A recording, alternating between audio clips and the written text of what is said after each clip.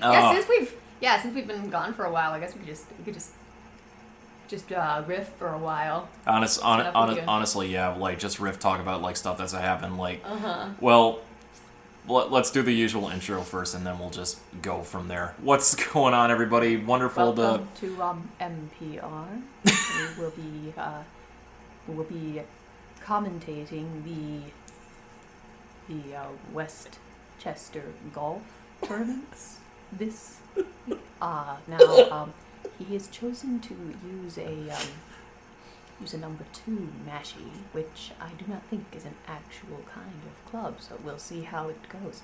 Well, you know, he's actually been really just phoning it in this season. He hasn't really been playing points on the board across all of the leagues so far, he really needs to niche it in on this next back 9 of the 18. Yes, I think he's just in it for the polos now, you know. He just knows that he looks good in those tight pants.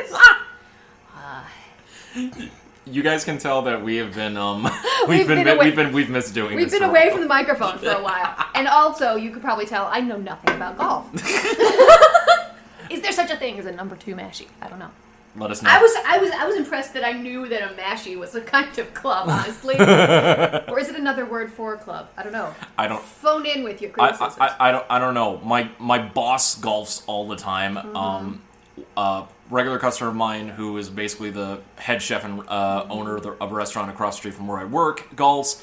I know nothing except for all the golf that I watched while I was a kid, either bored on Sundays or sick watching the Golf Channel. I probably can safely say that I have watched more curling than golf. Curling is fun. Yeah, curling is fun. It's just so ridiculous as well. It's like if curling is an Olympic sport, oh, it's Scottish. It is an Olympic sport. It is. Yeah, but like somebody like bowls a stone across ice, and then 3 people go up to the stone and furiously sweep with these little brooms around the stone. Wait, is it Scottish in origin? I thought it was Yeah, it's Scottish in origin. Also, the throwing that huge log is a Scottish. That I know. I am familiar with like the usual like stuff like the tabor toss and like tug of war for like Highland games and stuff like that. Golf is Scottish too, actually.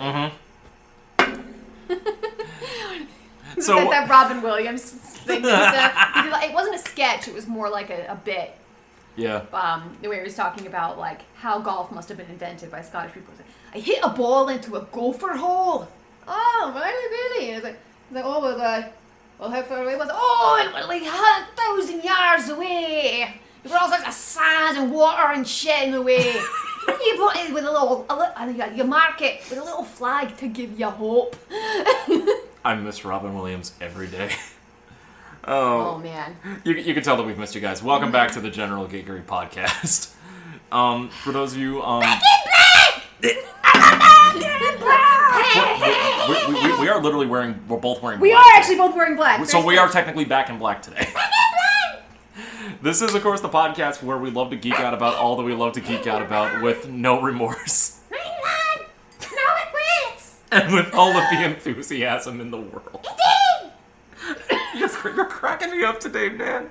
I know, man.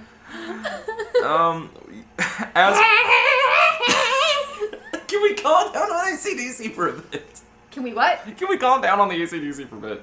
No, wait, that's not AC. Back in Black ain't AC/DC. That is AC/DC. It is. Okay, all right. Oh, jeez Louise. I'm done.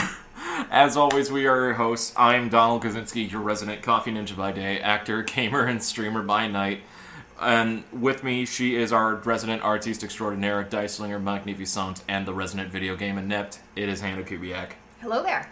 And this is officially the launch of season. We're calling this basically the season 2 premiere of General Geekery. Yes. We do not consider this to be a lapse or a failure on our part. We call this a planned hiatus between seasons. We just decided that not 2 minutes ago, but 3 minutes ago. So, real talk, a lot of stuff happened this past summer. So much shit. Yeah, we got busy with a lot of different things. Real life events with family, friends. I've had like troubles in terms of like housing. I had to deal with bed bugs, holes in my ceilings, and that basically just took up all of our time. And now now that the summer is finally done. We are back. We're here. We're in full effect. Yep. We're back here to give you guys more laughs, some more content, and we're also bringing other great stuff back, such as Inepticon. Can't wait to get back on that. I have so much planned in terms of that side of things. Next month is Spooktober. Can't wait for that. I've already got a couple of topics lined up for I that. had an idea for a topic for Spooktober. Did we write it down? Is it maybe one of the ones that you have? One of the ones that I have written down that we want to talk about is actually one that a friend of mine suggested that I actually sent you. Oh, you sent it to me? Yeah, I sent it to via Discord. Don't worry. Okay. Like, I linked it to you. So Gotcha. no worries. Awesome. All right. So if I have my life straight, I will have researched that thoroughly. Well, no worries. Yeah. So yeah, we've had a long hiatus. We've had a rest. Like, we've done a lot of stuff. We're back here to sit down and talk about things. We were trying to figure out what the heck to talk about on the return, and honestly, the movie theater that we both live near actually kind of decided for us. Yeah. So for context's sake, right next door to the coffee shop in which I work, that me and Hannah also live around the same area. Triangulating location. Shout out to the Time Cinema. They've ever since they've been opened back up after pandemic times, like shutdown pandemic times of this past summer, they've been doing themed months for the past couple of months.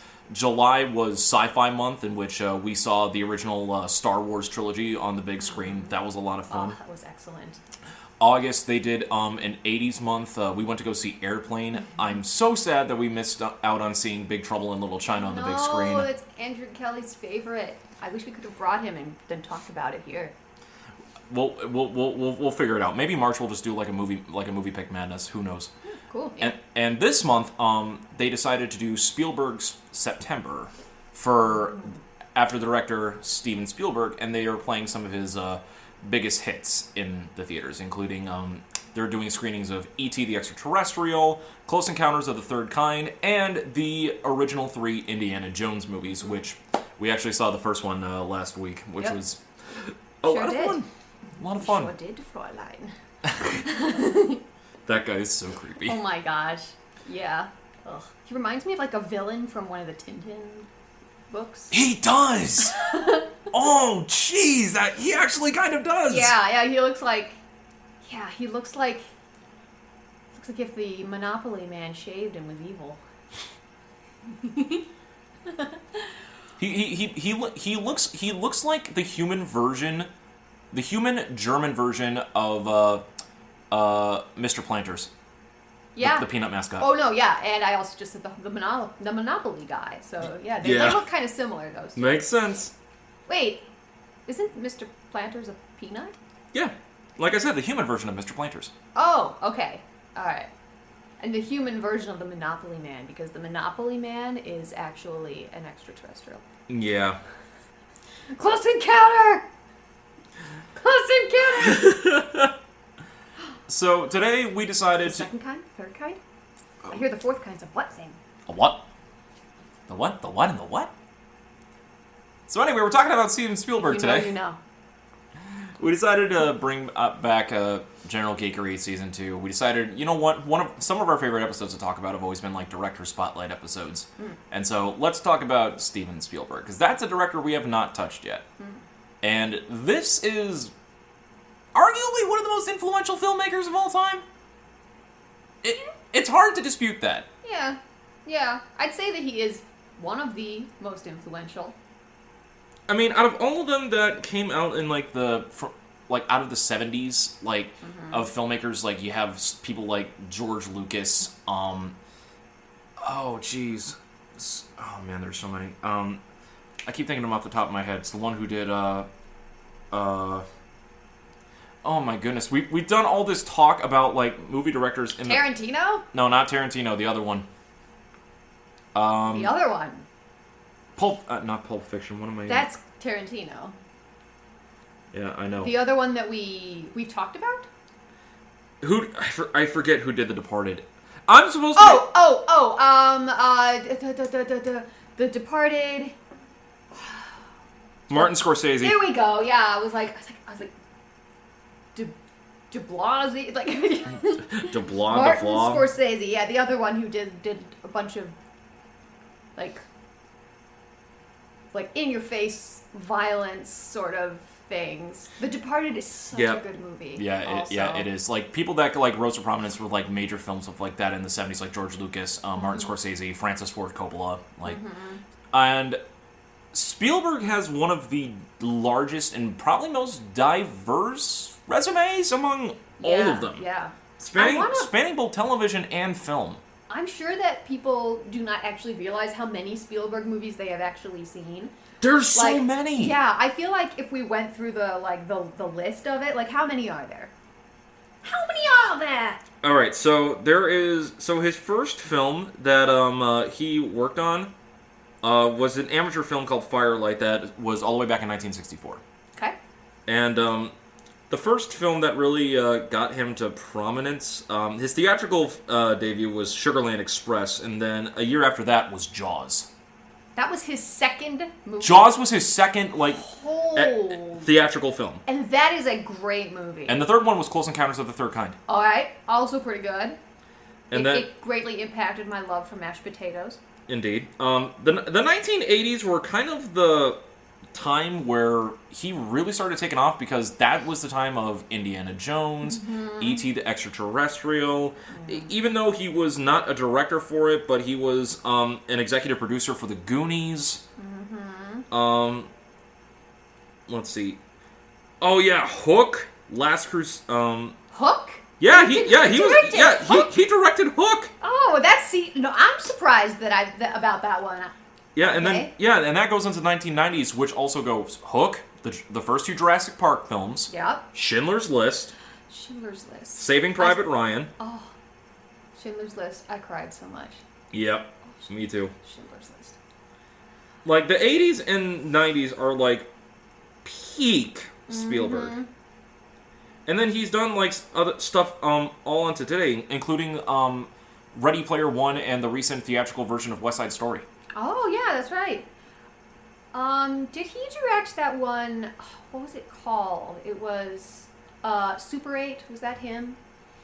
I don't think so. No? Okay. It was the one about the kids who they were making a movie and they happened to catch like a He was a producer. Alien. He has a producer credit for it. Yeah, okay. He did not direct it, but J.J. Abrams was the one who directed that. Oh, that's right. Okay. All right. But he was a producer for it. Who directed Alien? Alien was Ridley Scott. Oh, gotcha. Okay, gotcha. Okay. I knew it was one of those ones that we've heard of. Ridley Scott's an interesting one, too. Yeah, because he did Alien. He also directed Gladiator, right? Oh, well, we got to get to Ridley Scott because you want to talk about a diverse sphere of like directed works. Yeah. That Ridley Scott is like one of the most diverse. Holy crap! Yeah. Ooh. And then that doesn't take into account like the amount of television shows that he's produced. Do you know how many classic cartoons from the 1990s that he has had a hand in producing? I have no knowledge of even one. Tell me about it. Have you heard of Animaniacs? Yes, we did an episode about it. He was the executive producer for Animaniacs, Tiny Toon Adventures. Okay. Let's see, Animaniacs, Tiny Toon Adventures, Pinky and the Brain. Yep. Freakazoid. Okay. Oh yeah, the Toonsylvania. Let's see. Yeah, he was responsible for like some of like the best like Fox Kids shows of like the 1990s. That's awesome! Oh my gosh, I had no idea. And I think that was around. I forget that was before or after he founded Amblin. Okay. Which, by the way, he also started a studio. Yeah. How do people do this? How do people do stuff? I think to myself, I'm like, I don't know. Look at us. We're in our 20s and we're still trying to figure crap out in our life. I know. I'm like people who they like have. Actually, you know what? Sometimes I'm glad that I haven't really accomplished very much of note yet because how sad would it be if I peaked at like 19? Like, oof. Ugh. I would rather. I'd be disappointed if someone told me that I have already peaked. You know. Like, you're as good as you're gonna get. Like, so you would rather have something like a Steven Spielberg or Martin Scorsese where they like peaked later on in their life than like a or like Alan Rickman. He was in his first movie in his 40s. Oh yeah, or Alan Rickman, or then peak when you're really really young, like a Justin Bieber. Mm-hmm. Got it. Yeah. Completely understandable. So you can develop professionally out of the public eye. Honestly, and then you just appear and you're like this middle-aged just bundle of awesomeness, and people are like, where did they come from? What is this? And you're like, nope, I've always been talented. I'm just really, really bad at marketing myself. Which, is honestly the problem with a lot of artists. Right. A lot of us are like, man, I wish people knew about these things that I can do. Actually, nobody cares because I'm not nobody. So, I mean, he's had a hand in like some of the most famous movies of all time. Mm-hmm. So, why don't we talk about like what Steven Spielberg movies we've watched, and like let's just what was the first one that Spielberg film that you knew was a Spielberg film that you watched? E.T. E.T. was your first one? Yeah, which that movie actually kind of scared me when I was younger. Yeah, it can be very off-putting. Yeah. Like I remember like being like the bit where he's like throwing the baseball into the shed and it comes back and stuff, which has become a horror trope now. Oh, that's right, it has. Like I remember seeing that, and then the little like the hand comes around the door frame, and I'm like, ah! You know, I remember watching it with my mom, and she was like, no, it's okay, he's a nice alien. And I was like, what? Yes, he's not gonna kill people. Also, can we talk about like the amount of like puppetry work that is found in like some Steven Spielberg productions, like E.T. and like also later on in like Jurassic Park. Yeah, lots of cool puppetry. Wow. Yep, let's bring that puppetry back. Mandalorian, you hear that? Bring Jim Henson Studios. We need another Renaissance, please. My first one for Spielberg, in terms of movies, my first interaction with Spielberg, like, and stuff that he's worked on or produced, was television with like Animaniacs and Pinky and the Brain. In terms of movies, I would have to say probably Jurassic Park. Yeah, probably Jurassic Park. That one was the first Spielberg one that I watched like from beginning to end, and wow, Jurassic Park still holds. The original Jurassic Park still holds up to this day. It's 30 years old almost, guys. The original Jurassic Park is almost 30. I'm actually not sure if I've seen that whole movie. I remember watching it. I don't remember finishing it. We might need to sit down and watch it. So, did you... Oh, man, I have to share this story with you about a friend of ours. So, Andy Montano, if you're listening to this, this story's for you, buddy. I'm pretty sure I sent him something about dinosaurs on Instagram like 3 or 4 times a week. He loves Jurassic Park. I remember when me and him and several others were at Shakespeare and Company when we spent the intensive training in there in 2015. It was the same summer that the first Jurassic World came out. The day we all had off, we snuck out of the training intensive. Like, nobody was going to stop us. Like, we had the day off. We had the day off. We all of us went to go to this movie theater in this mall in the middle of like nowhere in this small town in Massachusetts in the Berkshires to watch Jurassic World. And we were just gushing about like how much we all loved like the original Jurassic Park movie. Yeah, oh man, like that.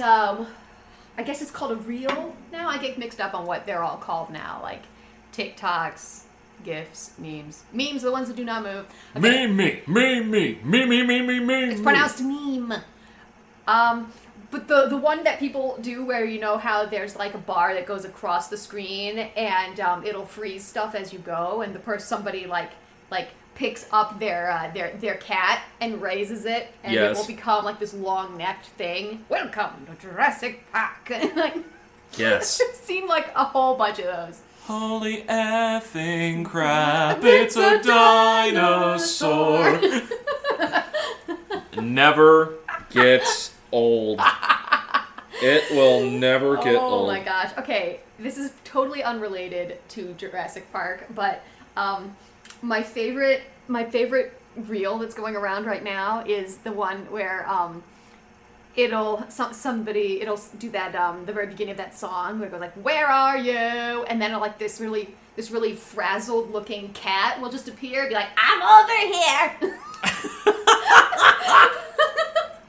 "Where are you?" "I'm over here." It just cracks me up every single time. It's always just this like always just this really sketchy looking cat that looks like it just crawled out of a sewer. Hello, human. He's like, like if Gollum was a cat. Hello, human. I can't do the Gollum voice. What's it? What's it doing? What's it doing? People tell me that I just sound kind of like an evil Furby when I'm doing a Gollum voice. Give it to us. Raw and wriggling. You cute nasty fish. You're hopeless. I swear, this is going to end up these episodes are going to end up in some sort of time capsule, and people are going to look back and be like, "Who were these maniacs?" You're just gonna listen to us like, what the fuck? Yeah, what the fuck? It's like, oh, apparently that one tried to be an actress. Okay, really? You don't say. Oh, you hit me right in the heart with that one. I can't believe you've done this. Oh, man. What? Can't believe you've done this. How dare. What are you doing? Oh, he was also an executive producer for the first Back to the Future film. Oh yeah, that's right. I forgot about that. It's the power of love. Indeed. Oh, that's great. Yeah, he's got a hand in executive producer roles in a lot of stuff. He was an executive producer for Casper.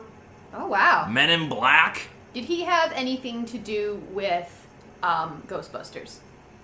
Let's see. He had a hand in Who Framed Roger Rabbit and The Land Before Time. Okay. Let's see. Gremlins. He was executive producer in. Sorry, which one was I looking up again? Ghostbusters. I'm not seeing it yet. Okay. It just seems like it's one of those movies that I sort of associate with some of the other ones you just said. So. Possibly. But let me see. So the first Spielberg movie that I saw, knowing it was a Spielberg movie, was E.T. I would say that the one that I saw most recently, besides, well, we both saw Raiders of the Lost Ark a couple days ago. Which I gotta say, like, I have two different experiences of seeing that on a big screen. One in a movie theater and one at a drive-in. Wow, completely different experiences with that movie, let me tell you. Yeah.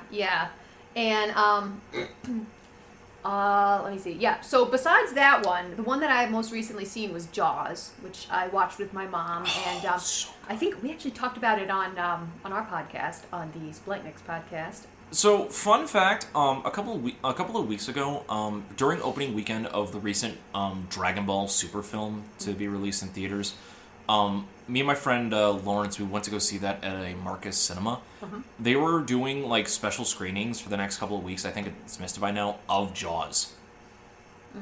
And I'm like, do I want to go see Jaws in theaters?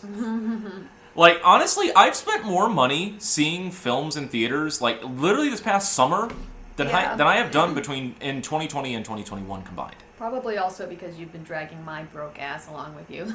Hey, I enjoy company, and you're good company. I always enjoy your presence. It's my snarky commentary that makes it worth it. For anybody out there that has to listen to the snarky commentary that me and Hannah and whoever we're with bantering back and forth quietly, we're giggling like little kids. Yeah. I apologize on behalf of all of us. Yep. There were some pretty good ones during Raiders. Oh, yes. Just absolutely stellar. Oh man. Yeah, I don't remember any of them. You see, it's moments like that we just need to like watch a movie, just record us doing like riff tracks commentary. Oh gosh. And just release That'll this. kind of like if I know that I'm supposed to be doing something like that, I get all frozen up though. Like I wouldn't be able to think of anything. Like Well, it's what was it? Like there was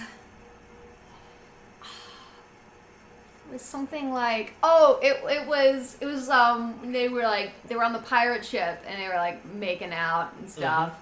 And just very, very quietly, I go like, "Running through the woods, it's Shia LaBeouf." and I remember I was just stifling laughing, just leaning into your shoulder. And I'm like, I can't believe you've done this. Yeah, no, I'm dead. There is no depth to which I will not stoop for a good laugh. When we're supposed to be quiet. I mean, to be fair, if you had to do a Shia LaBeouf joke, that was probably the most appropriate time to do it. There was another one as well. There was something like, they can't die. They haven't made Shia LaBeouf yet.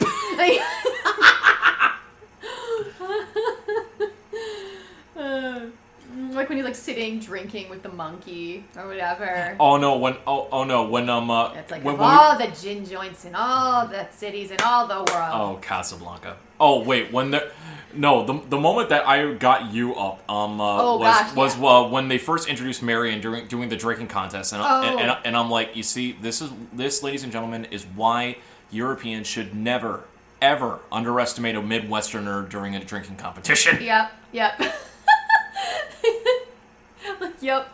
Wisconsinite, to be sure.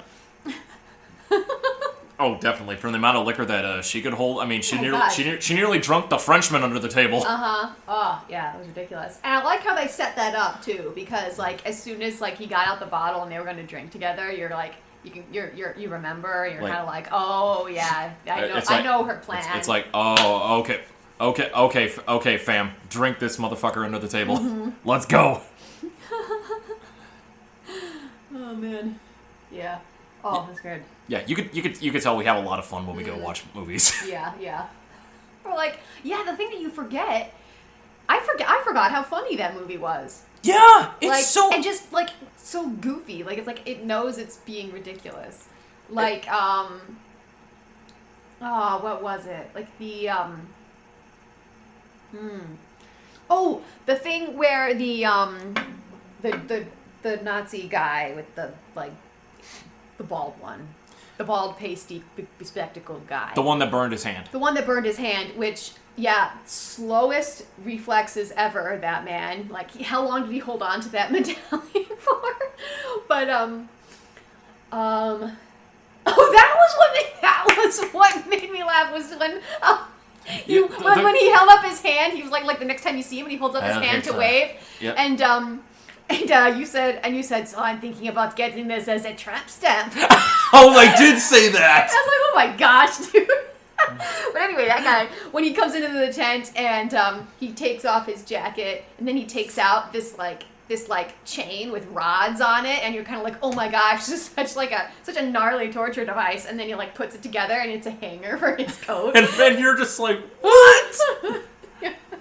It's so great because that's kind of like Spielberg's charm. Like even in like a lot of his serious films, I mean, outside of like maybe one exception that I can think of off the top of my head, he never fails to like introduce a funny moment to ease a moment of tension, especially when it comes because a lot of his films can be portrayed as like family-friendly style films. Yep. Jaws is like one of like the most family-friendly like non-horror films ever. Yeah, and it's got funny moments. Yeah, it's got a lot of funny moments, especially the unscripted one when they're out on the boat and the shark comes up and Brody's just like throwing the bait. He goes back into there and he looks towards God, I forget the person's character, and he just says, "You're gonna need a bigger boat." Yeah. That moment was unscripted. Oh, and just Jaws. I want to talk about Jaws for a second. So Jaws. Jaws. Jaws v. Jaws. Jaws v. Jaws. Jaws v. Jaws. Shout out to James Bond month. Oh my gosh, that was a great time. I put a lot of work into that summary. That was fantastic. But Jaws is basically, it sets it up really, really well, because you've got basically what you need to have is you need to have a hero who has a flaw, or give them something that they are terrified of, or something that they will never do. Mm-hmm. And it's like, okay, so we've got this law enforcement officer who is terrified of the ocean. Love you, So Brody. so we're gonna put him as the sheriff on this, like, at this sort of like coastal town, Mm-hmm. right? Where and then have some sort of thing happen that necessitates him going out onto the open water, and and the monster as well, like. And also the theme. Mm-hmm. The theme for that. Also, shout out to composer John Williams for taking inspiration from Dvorak for the Jaws theme. That Yeah. spot on. Pretty good. Spot on. Yeah. If you listen to Holst's The Planets at all, a lot of John Williams, like, Star Wars stuff is based on that as well. I mean, talent borrows, genius steals. Absolutely. Exactly. And the thing, talk about, like, amazing, like, puppetry and stuff. That shark, when it comes up onto the ship, And that's like the only time that you really get to, like, see it in full. and it is enormous, and it's so terrifying.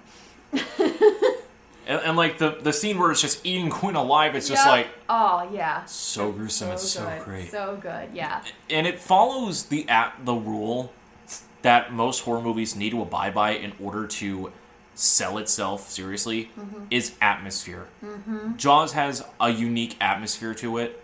Yeah. That is unique to that film alone. That the sequels could not really recapture that magic. They tried. Like, I can't blame them for lack of trying. Well, except maybe the fourth one. We don't talk about the fourth one though. But the first Jaws is a staple in Spielberg's filmography for a reason.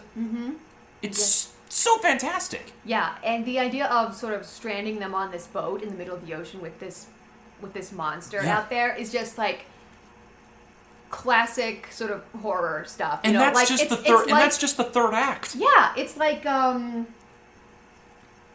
it's like it's a haunted house, but it's on a boat. Yeah. Or like, or it's like a serial killer film, but on a boat. I've never seen Saw. I haven't seen it, but that's people trapped in a room and the serial killer comes and does stuff to them, right? Yeah. So yeah, kind of like that. It's a similar idea that, like, you're a prisoner and there's something that's coming to torture and kill you somewhere around here. You don't know where. You don't know when they're going to arrive, and that's where the tension comes from. And the crazy thing about that is, in terms of like the filmmaking for that, like of like the impeding like approach of the shark, Spielberg has confirmed this himself, and others have suspected. He took a lot of inspiration from Alfred Hitchcock in like how to frame those sequences with the shark specifically, like the suspense, the build up. Yeah. And looking back on it with that kind of mindset, it is very Hitchcock-esque. Yeah, where you don't see everything right away. Yeah. And another thing, Jaws is heralded as like the film that laid down the groundwork of what would be known as the summer blockbuster film. Like any film like released during the summer would just blow everything out of the water. Like, it wasn't a film, it was an experience that you needed to go to, which unfortunately plagued a lot of the 1990s with some of the worst films in cinema history being released in that decade, but, you know, I take it with a grain of salt. But Jaws was kind of the prototype for that, and it was a strong film. I mean, it was the highest grossing film of all time up until Star Wars. Dang. Yeah. I was reading some notes on it that I took as well for that, so. Yeah. And then he followed that up with Close Encounters of the Third Kind, one of the most influential science fiction films that have been made. Yeah. I didn't realize that Richard Dreyfuss was in that as well. Neither did I. Yeah, no, like you see these movies when you're younger, and then you don't know who actors are. So I've never seen Close Encounters of the Third Kind all the way through. No, I've only seen it in like bits and pieces. I've never sat down to watch a full viewing of it. Oh wow, okay. Not yet. Yeah, no, that I saw when I was younger, as well. But yeah, I didn't realize that was Richard Dreyfuss. And you know what? Another thing that, that's the difference between seeing a movie when you have seen very little and when you've seen a lot, is that you don't really make these connections, especially if you're younger. Yeah. Like, I saw The Sixth Sense when I was really small. Right. I was maybe like 5 or 6. No, 7. Yeah. Or 8. You know. If it was around when it came out, then yeah, I can see it. Yeah. So I was like younger than 10 when I saw The Sixth Sense, and for the longest time in my brain, the main character was played by Mel Gibson. Like I remembered, my memories were of the movie, were of Mel Gibson in it, and then I saw it again, and I was like. No, and I was like, wait a second, that's wrong Shyamalan film. Yeah, no, exactly, no. And I was like, wait a minute, that's Bruce Willis. I'm like, Mom, has it always been Bruce Willis in this movie? She's like, yeah. I said, like Bruce Willis. I was like, are you serious? I thought that it was Mel Gibson for years. She's like, nope. And so it was like I was watching, almost like a remake of the movie with a different actor, because my memories had sort of altered to fill in the gaps because I had it in my brain that it was Mel Gibson. It's very strange. Kind of sounds like when I was comparing the original and the remake of the Evil Dead movies. Oh, jeez Louise. Is that I Kick Ass for the Lord? No, that's okay. that's something else entirely. Okay. I'm trying to talk with the people down at Times to see if they can actually get that movie. I want them to screen that movie so bad. Oh man. So badly. Oh man. Get Brain Dead on the screens. We need the Peter Jackson zombie film we never knew we needed. Oh gosh. And you just kind of you watch that one, or what I've seen of it anyway, and you wonder, you're like, how did he get from there to there? Like, yeah. There's no record of how, because they're one after the other. I just want to sit you down and just have you watch that entire movie with me. It's so fun. Oh gosh, I kick ass for the Lord. It's so good. It's so great. I love it. I love it so much. Speaking of just ridiculous and hilarious priests and stuff, yeah. Oy vey. Oh man. But there's one.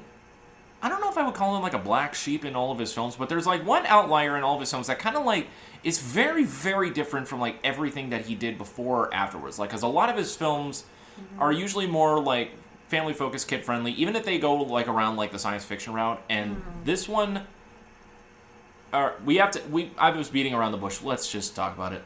Schindler's List. I love that movie. It is considered by a lot of people to possibly be his best work. This movie was so anti Spielberg and stuff that he normally does that it's stunning. Yeah. It was amazing. I think I watched it probably as part of one of my ill-advised double features that I did. How young were you when you first saw it? When I saw that, I was 23 when I watched it. I was in grade school when I saw it. No, but I was in 5th grade. A double feature that I decided to watch one time was The Imitation Game, followed by The Perks of Being a Wallflower. Oh, jeez. Which had me messed up. And then another one that I did was Shawshank Redemption, followed by not Shawshank Redemption. What are we talking about? Schindler's List. Schindler. And Shawshank Redemption, was that Spielberg also? No, that was someone different. Okay. It was Schindler's List, followed by Hacksaw Ridge. Oh my! Which what? Okay, those two movies just hit my heart in the same way. It was like a 1-2 punch kind of thing. Because yeah, it's about like this guy trying to save as many people as he possibly can, and I guess just like, I don't know. I'd say that I'm a pretty compassionate, helpful person who like wants to care for everyone around me and make them all safe and stuff. Some people call this a savior complex. I prefer to call it something else. Being motherly? No, not necessarily motherly. I would say more like I have a very protective, nurturing personality, which is why I work. Yeah. Which is why I work in a kindergarten now. Makes sense. But yeah, that hit me really hard. Like the yeah, there are lots of parallels between those two movies actually. Because isn't there something where so in Hacksaw Ridge, the Andrew Garfield character, he just keeps on like saying, "One more, Lord, help me get one more." You know, and then I think at the end of Schindler's List, the Liam Neeson character Schindler kind of says something similar. Yeah, like whereas like I could have, like they said, you saved so many people. He's like, I could have saved more. Yeah, I could have saved another one. Yeah, because he was trying to figure out like other stuff that he could have sold to possibly save at least Like, save one more person. Yeah, like I could have sold this, and I could have saved one more person. Heck of an emotional scene. I gotta yeah. admit. Oh, it had me where you sort of like just think about, okay, no matter how much you do, you're never gonna like just people like that who want to serve and protect. It's never going to be enough. You know, you're always gonna think about what wasn't accomplished, who you didn't save, who it was too late for you to get to. You know. I actually saw that film twice, going through school. Once when I was in like late grade school, early middle school, and then once when I was in high school. So I was in two different periods of my life when I watched this film, and yeah, like the older that you get and the more that you see the parallels like behind it, and like it's masterful filmmaking, and especially like, wow, a lot of people quote this as like one of the best films, like one of the greatest films ever made. Like, I would say it too. It's not a film that you generally like sit down and just like watch, be like, fun. This Time for a fun time. Let's watch Schindler's List. Oh dear. It's kind of like, yeah. It's kind of like, have you ever seen Moulin Rouge? Yes. Yeah, it's one of those movies where it's like one does not simply watch Moulin Rouge. You have to be prepared for it and have not seen it in a long time. Yeah, it's like you got to be in the right mindset. Because it'll hit you, yeah. Yeah, you got to be in the right mindset. You have to have a purpose for watching it, like. Yep. And yeah, it was a heck of a film.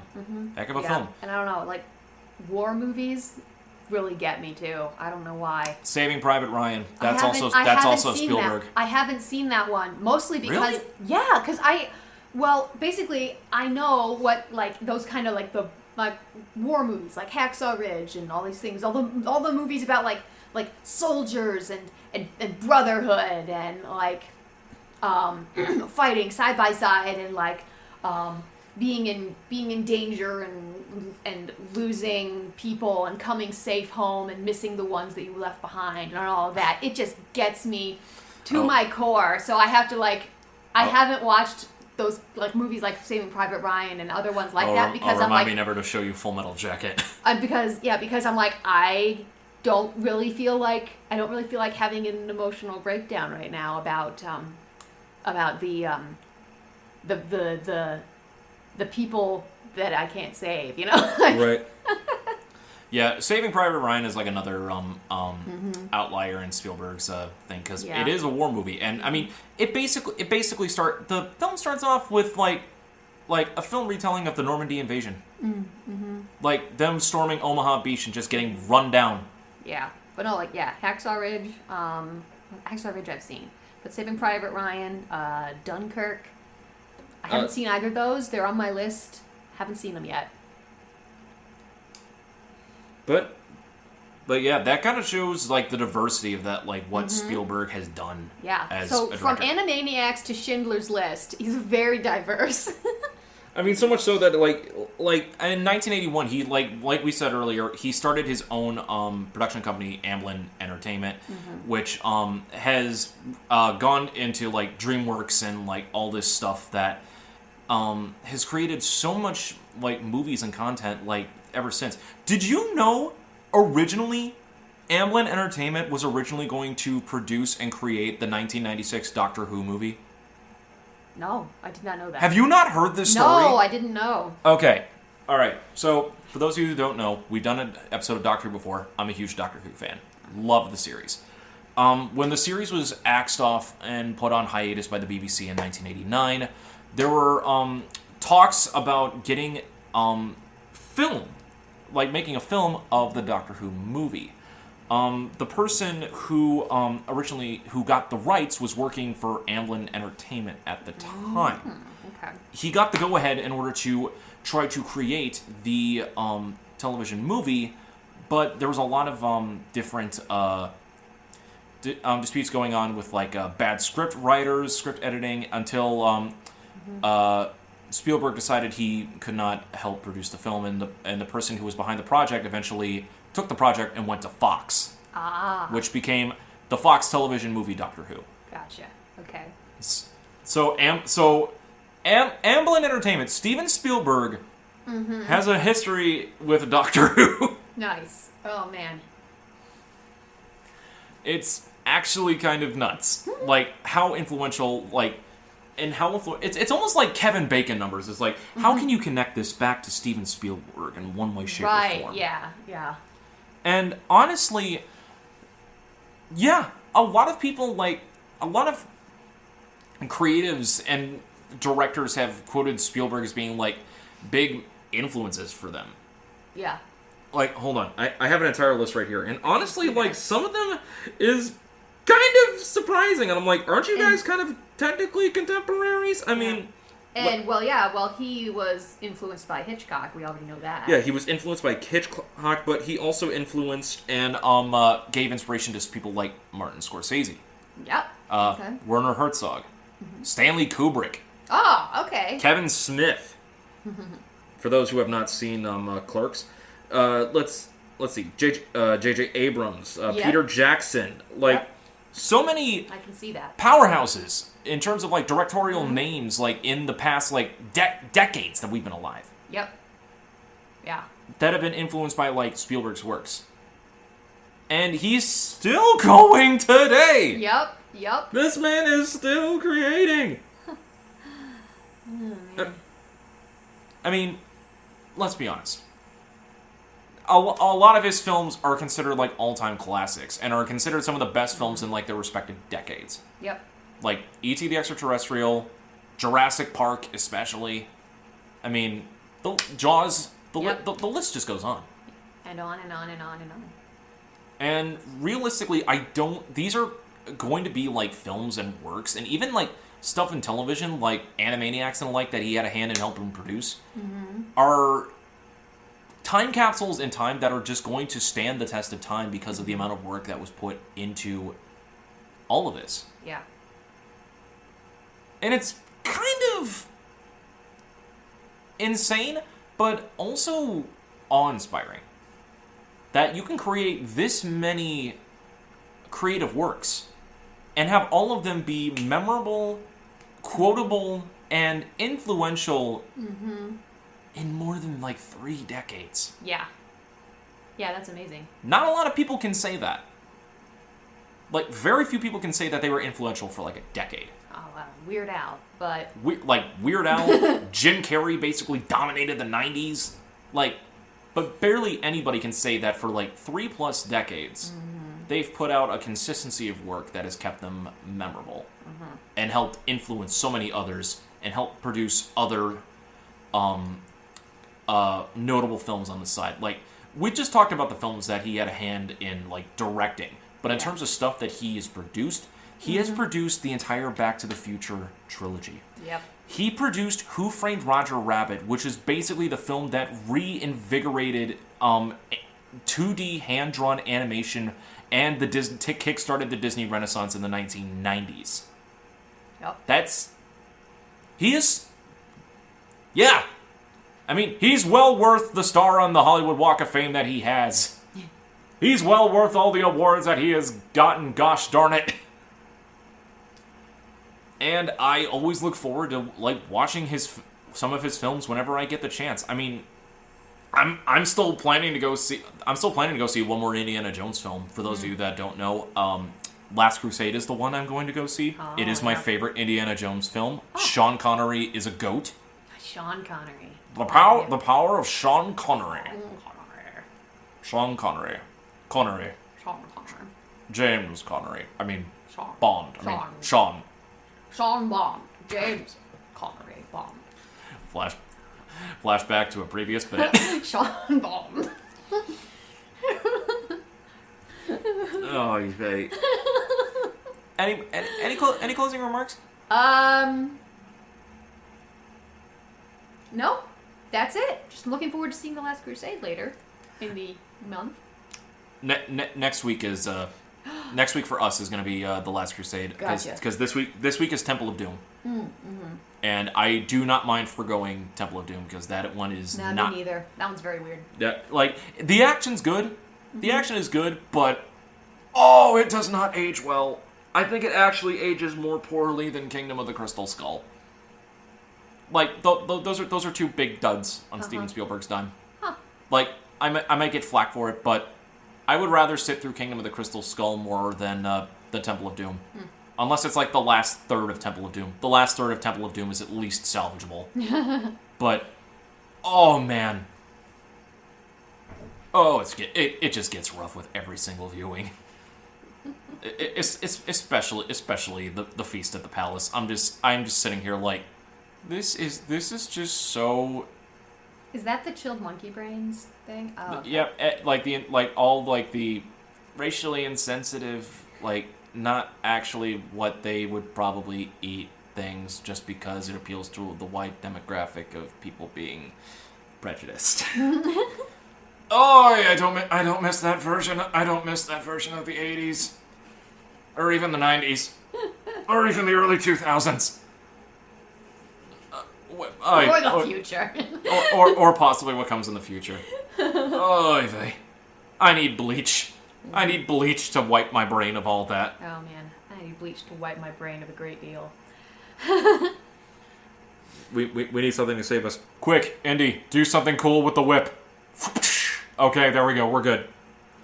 All right. Well, that has been this episode of General Geekery Podcast. First episode of Season 2! Woo! Thank you guys so much for joining us. We are happy to be back and producing more content as always. If you guys like what you've been listening to, make sure to follow us on social media at General Geekery on the Instagram and at Gen Geek Podcast on Twitter. If you guys want to stay updated whenever the podcasts go live, we are on Spotify, we're on Spreaker, we're on Apple Podcasts. I gotta make sure all those are still up. They probably still are. And if you guys want to watch listen to all of the episodes on Season 1, we have the full Season 1 playlist available on my YouTube channel for your listening pleasure, the link of which will be in the description of this episode. I'm going to be separating them between Season 1 and Season 2 for ease of access. Yep. If you want to experience the backlog. The backlog. 2 years almost of backlog. My goodness, we've been at this for over 2 years. Yeah, wow. Insane. I thought it was almost 3 years. Oh, no, it's going to be 3 years come October. Yeah, because we started recording at the old place. At your family's old place. Yeah. Yeah, I know. I feel that. In that haunted attic. Hey, that haunted attic was great. Yes. That haunted attic was freezing, great. but otherwise great. I apologize. Okay. But yeah, yeah. All that good stuff. If you guys want to check out some more stuff that we're in, we are both part of Loaded Dice Adventures on Twitch.tv on the Mondays and Wednesday groups, respectively. For Hannah for Avenaria Awakenings, and both me and Hannah for Avenaria Corsairs. Arr. Go check them out at twitch.tv/Loaded Dice Adventures. Yep. Speaking of Twitch, you can also find me on Twitch at Coffee Ninja Ryu, link of which is in the description. We've been doing a lot of more streaming lately over there, and we'll also be bringing Adepticon back on that channel as well. We're going to be doing them interspersing them in between with releases of general geekery. So the podcast will be coming out about two to three times a month, as well as we deem fit. As we deem fit. To grace you with our voices. To go a little bit easier on us going forward. So we hope you guys will bear with us, and we appreciate it. You can also check Hannah out at her art page, which we will have on the link in the description. It's DeviantArt, right? DeviantArt, yep. Her DeviantArt page will... Dolman Bright at DeviantArt. Go commission her. And on Instagram at Pythian Legume. Or is it Pythian? Pythian Legume. And yes, I purposely choose handles that are difficult to spell. And if you guys also want to support the show and help us produce some more content for you guys, we have our Patreon and our Coffee pages respectively for you guys to go donate to.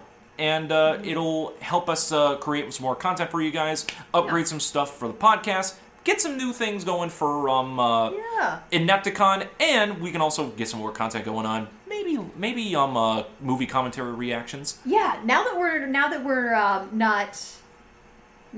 recording an episode every single week, we'll probably be able to create some exclusive Patreon content.